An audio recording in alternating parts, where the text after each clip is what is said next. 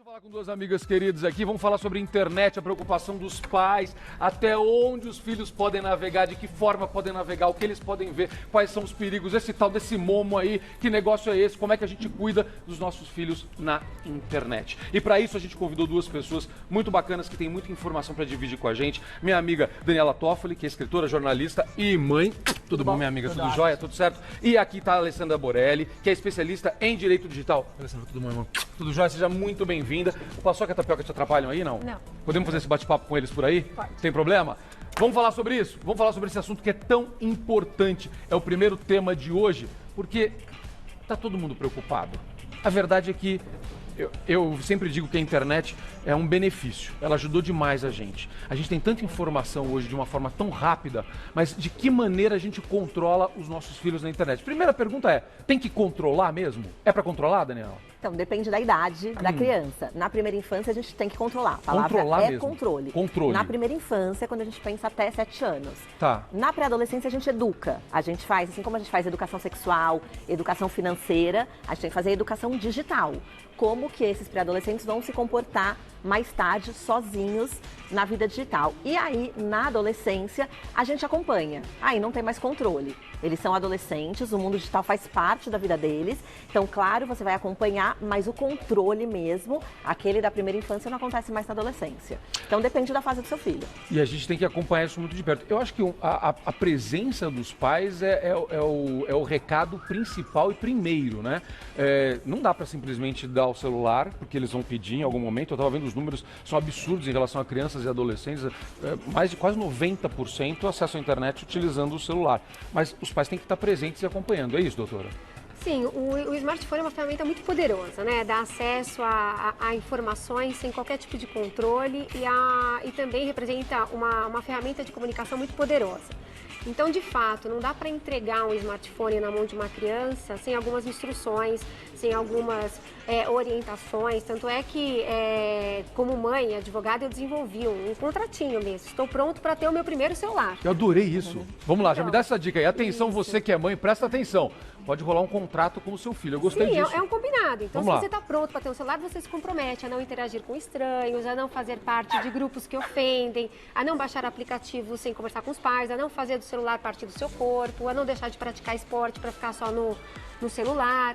Enfim, algumas regras que podem, em primeiro lugar, direcionar a criança para o melhor uso dessa ferramenta tão poderosa. Tá. E também, naturalmente, mitigar riscos de ter o seu filho, sua filha, aí na condição de vítima ou infrator de um crime ou ilícito cibernético. Seus filhos têm que idade? Eu tenho um filho de 14 e uma de 10 anos. Tá, e qual foi o momento de dar o celular para fazer esse contrato? O smartphone, eles receberam o primeiro smartphone com 10 anos. Porque já tinha um celular antes sem acesso à internet, é isso? Por isso você está usando... Não, na verdade eles usavam o tablet da tá. casa, mas chegou um momento que utilizar essa facilidade que o smartphone oferece de comunicação, achamos que poderia ser útil. Chegou um momento, a dinâmica da família pediu, né? Porque, como você disse, as novas tecnologias oferecem oportunidades e a gente não pode recusar. Claro. O importante é a gente utilizar da melhor forma. Tá, então 10 anos. 10 anos foi a decisão da minha dinâmica, da minha família. Dani, Helena ganhou também o primeiro smartphone com 9. Tá. Também, ela ganhou o celular junto com uma carta de recomendação também. tô adorando isso. Olha que serviço legal para você de casa. E o mais bacana foi eu tentar entender por que ela queria, né, um smartphone. E a resposta era, porque eu quero fazer vídeo e foto. Daí eu falei, bom, te dou uma filmadora. Ela, mamãe, você é a única pessoa no mundo que usa filmadora hoje em dia. Todo mundo faz filme e fotografa com o smartphone, com o celular. Então tá bom, é para fotografar e fazer filme. Então você tem um smartphone, mas não tem acesso às redes sociais. Então até hoje ela tem 10, ela não tem WhatsApp, não tem Facebook, não tem Instagram. Ela conversa com a gente só por SMS, comigo e com o pai. E só. Então ela só tem acesso, mesmo o YouTube, só entra em canal do YouTube com a gente do lado. Então tem essa série de regras, porque ela ainda está na pré-adolescência, não tem maturidade para navegar sozinha, para viver essa vida digital sozinha. Ela pede? para utilizar a internet? Ela te pede isso o tempo Ela inteiro? não pede muito. Foi engraçado até porque a gente deu o smartphone e achou que ela fosse usar loucamente e ficou 2 meses na gaveta, assim. Então ela, nas 2 primeiras semanas, usou bastante, fez vídeo, fez foto, mas depois esqueceu. Até, às vezes, a avó quer ligar para ela, a madrinha que mora em outra cidade, fala, mas está sempre desligado esse smartphone. Então, porque é isso, é para usar quando precisa. Então, vai numa festa que para sair da festa precisa da gente, então ela manda mensagem. Tá, eu vi que quando eu perguntei para Dani se ela pede para usar, a Alessandra fez uma cara assim, pede muito, os seus pediram muito para usar a internet, para navegar na internet? Na verdade, o pedido incansável foi do meu mais velho para ter um perfil numa rede social, tá. né? Então, com 10 anos, 11 anos, dos 10 aos 12 anos, ele me pedia quase que semanalmente, talvez até alguns dias consecutivos. Chegou aos 13 anos, desistiu, não pediu mais. E isso a gente leva muito a sério, a classificação indicativa. Tá. Isso é muito importante. Então, não só para redes sociais, mas para jogos e todas essas questões que envolvem aí entretenimento, né? Porque existe uma classificação indicativa e isso deve ser levado a sério. Tem um negócio que a gente fala muito nesse universo da relação entre pais e filhos quando envolve essa questão do celular, que é liberdade versus proibição. Tem que ter liberdade? Não, né? Na cidade não tem que ter liberdade. Bom, Código Civil, aos pais cumpre o dever de criar e dirigir a educação dos filhos. E isso vai muito além do sustento. É claro que nenhuma mãe, nenhum pai consegue ficar do lado do seu filho 24 horas por dia. Então, sim, é necessário acompanhar, conhecer os amigos virtuais do filho, saber quais aplicativos tem, o que mais interessa, quais os youtubers favoritos, que são os novos formadores de opinião. Perfeito. Então, mais do que vigiar, é participar da vida digital da criança. Dani? Eu acho que até essa questão dos youtubers, tem muito pai que proíbe, né? Não pode ver, mas nunca sentou do lado da criança para explicar por quê que aquele youtuber não é bacana. Então, acho que esse é um trabalho que os pais precisam fazer. Não é só o proibir, não pelo não. Você não vai assistir tal canal ou tal youtuber. Então, por que você não é legal para sua família? Explica para o seu filho por que você não gosta. E aí você vai... Então, é essa história da educação. Eu gosto muito de brincar que assim como a gente, quando o jovem começa a andar de ônibus, você não dá um bilhete único e fala tchau. Sai andando. A primeira viagem você faz junto com ele. Explica em que ponto desce, né, entra pela frente, entra por trás. Na vida digital é a mesma coisa. Os primeiros passos têm que ser do seu lado. Legal. Então você vai entrar junto, você vai explicar como acessa, o que acessa, o que checa se é seguro ou não. Então precisa fazer esse trabalho e dá trabalho, né? Então a gente tem que ficar ao lado para ensinar e aí sim, aí na adolescência eles vão andar por conta própria. Tá bom, mas vamos lá. Então vamos chegar na adolescência. Aí chegou na adolescência, você tem um caso que já está na adolescência. Mas aí você acompanha tudo? Aí você olha tudo? Você tem as senhas dele, por exemplo? É uma questão de cultura dentro da família. Vamos lá. Eu tenho senhas dele. Tá. Ele não tem expectativa de privacidade. É lógico que eu tenho cuidado de não ler em detalhes tudo que ele fala, porque já existe algumas particularidades, ele Claro. já é um adolescente. Mas ele não troca a senha, por exemplo. Isso é algo que a gente construiu juntos, em primeiro lugar.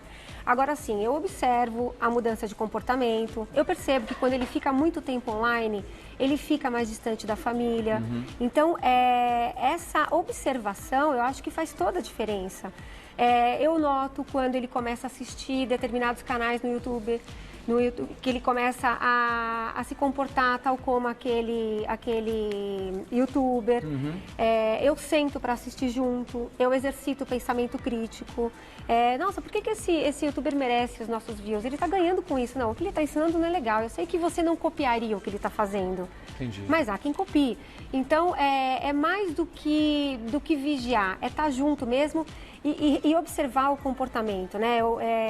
Naquele período de baleia azul, Momo, os pais entram num processo de histeria generalizada, né? Chega nos grupos dos pais das escolas, aqueles vídeos, uma fica todo mundo loucura. desesperado. Aí vai notar que, de repente, a criança, nossa, baleia azul, assim, de madrugada, rola um desafio, não sei o quê. Aí que vai pensar, puxa, meu filho fica de madrugada na internet sozinho. Para poder acessar a Deep Web, precisa de um navegador Tor.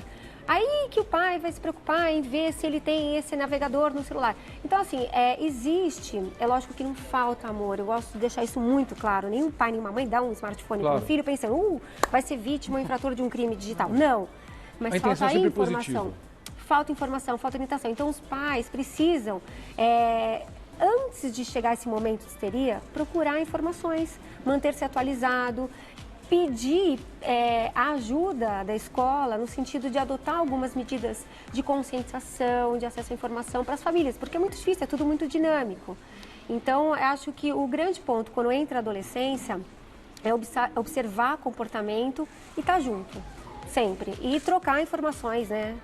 Vamos pegar esse gancho do que você falou exatamente do Momo, porque foi o assunto aí, até abriu a nossa entrevista falando exatamente disso. Isso daí assustou demais. Os pais ficaram desesperados, foi matéria nos telejornais, virou uma loucura essa história. E aí até que ponto era verdade, até que ponto era exagero. Se o pai tá por dentro, tá aí, ó, especialmente por conta dessa imagem, né? Isso assustou e deixou todo mundo muito preocupado. Porque o pessoal lembrou da baleia azul, do negócio do suicídio, de estimular isso, dessas competições, desses desafios, enfim.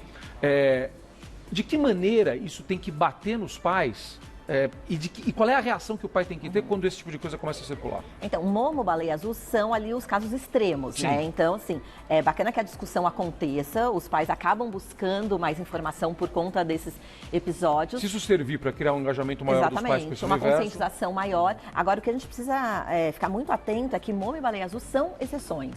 A gente tem redes digitais, então, Instagram, por exemplo, aparentemente a gente não tem nenhum problema com o Instagram, mas a gente tem os estudos mostrando que cada vez mais as crianças e os jovens estão ficando com crises de ansiedade, com depressão e com baixa autoestima, porque ninguém senta e explica, olha, tá vendo a vida do seu amigo no Instagram? Ela não é perfeita 100% do tempo. Ele também briga com a mãe, o irmão acorda de mau humor, ele vai mal na escola, então não é aquela vida perfeita. Quando você não faz você precisa essa explicação, porque eles são jovens, eles não têm essa consciência que a gente tem.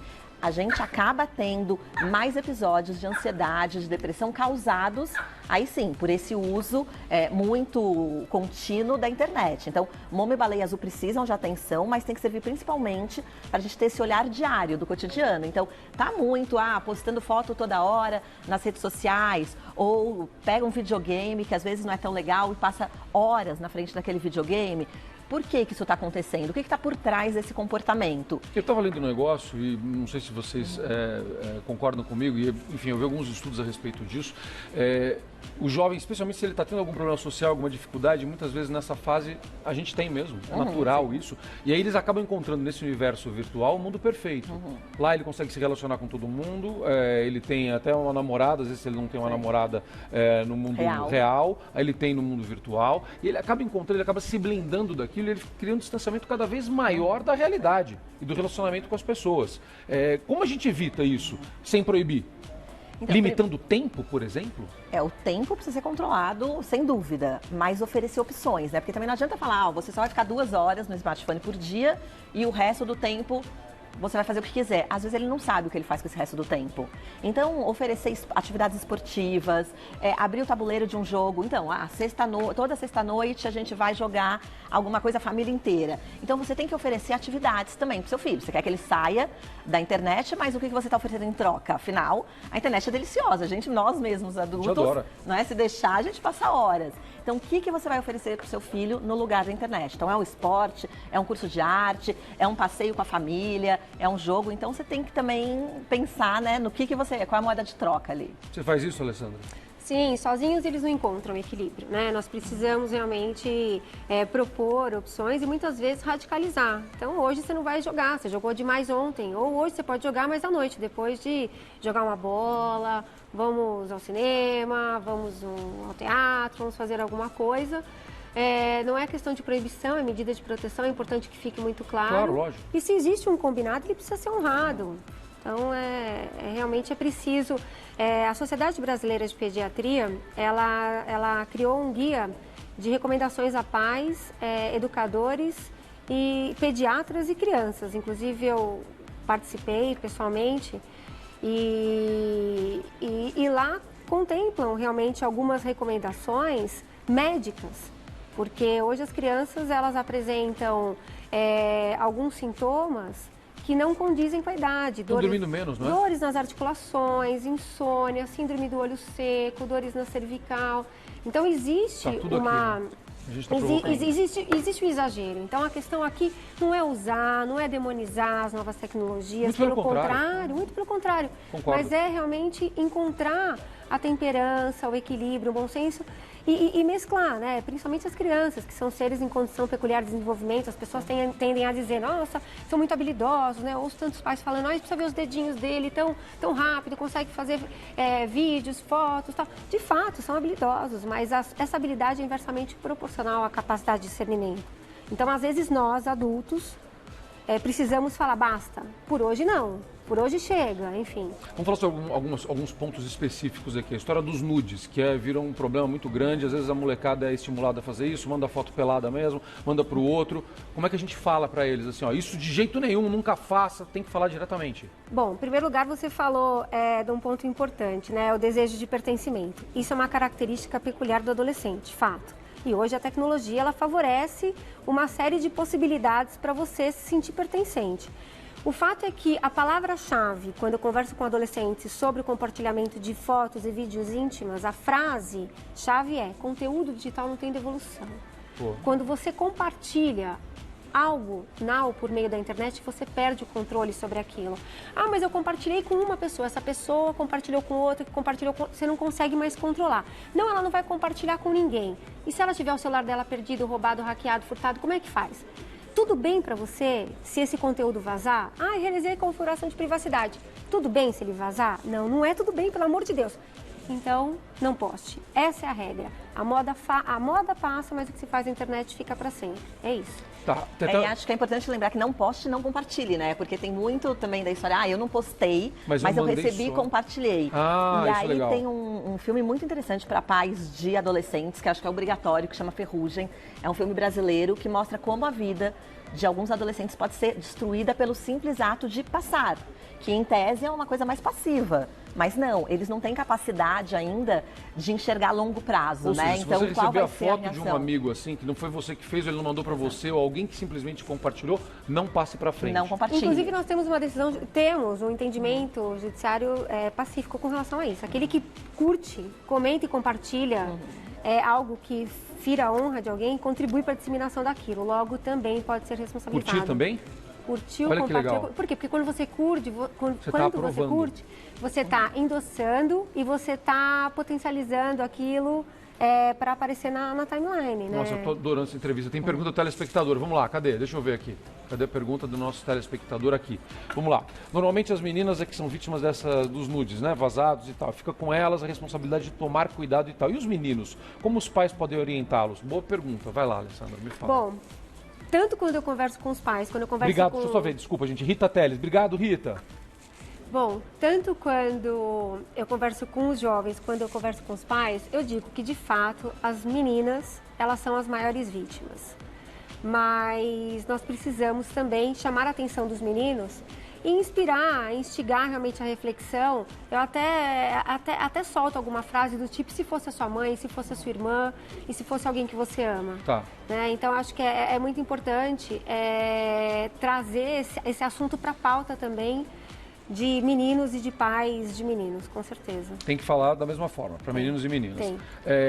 Eu tô quase acabando a entrevista, que pena, tá no final, né, Eustáquio? A gente tem que terminar aqui. Eu acho que a gente tem que dar, eu só queria que vocês deixassem um recado final para os pais em relação a esse... É um pouquinho do resumindo do que a gente falou. Recado final para os pais em relação à segurança dos filhos. Eu acho que os pais sempre têm que estar juntos, sempre. Então, senta do lado e assiste, joga o videogame. Então, tem que estar ao lado o tempo inteiro. Na adolescência, com um pouco mais de liberdade, mas se você fez desde a primeira infância, na pré-adolescência, na adolescência ele vai saber se comportar.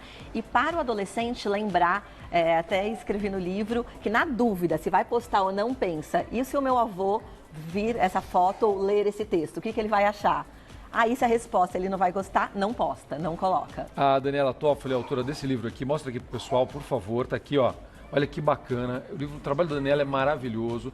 Para adolescente, um guia para entender seu filho. É um material maravilhoso. A Dani tem curso digital também na internet. Ela faz um trabalho belíssimo de orientação dos pais. Dani, obrigado. Alegria receber você aqui. Doutora Alessandra, recado para os pais. Sem desespero. Eu gosto disso, bom. Vamos participar da vida digital dos nossos filhos. Como? Nos mantendo informados, procurando ajuda com especialistas, pedindo para a escola tratar desse assunto, colocar esse assunto na pauta. E, de novo, sem desespero, cuidado com esses momos, baleia azul da vida. Este é mais um de vários outros fenômenos que já existiram e continuarão existindo. Muitas vezes, no ímpeto de querer proteger, os pais acabam deixando as crianças ainda mais desesperadas. Então, é muito importante que a gente respire fundo e procure informações de fontes confiáveis. E sobre isso, complementando, da mesma maneira que a gente falou que os filhos não devem sair compartilhando algo, cuidado também na hora de você compartilhar nos grupos de pais. Você recebe um negócio desse sem ter informação, você passa para frente. Eu recebi, passei para frente. E às vezes é uma bobagem tão grande, você vai ajudar a construir um desespero e às vezes fazer com que outros pais façam alguma bobagem. Então tem que tomar cuidado. Muito obrigado, doutora Alessandra Borelli, que é advogada especialista em direito digital. Eu queria ficar conversando disso 1h30 aqui. Muito obrigado, vocês são ótimas. Nós que agradecemos. Tanta informação. Você pode mandar outras perguntas, depois a gente encaminha para elas também, tá? E elas podem responder pelas redes sociais. Então, continue mandando suas perguntas. Queria mais sobre esse assunto? Manda pergunta pra gente, por favor. Obrigado, Dani. Obrigado.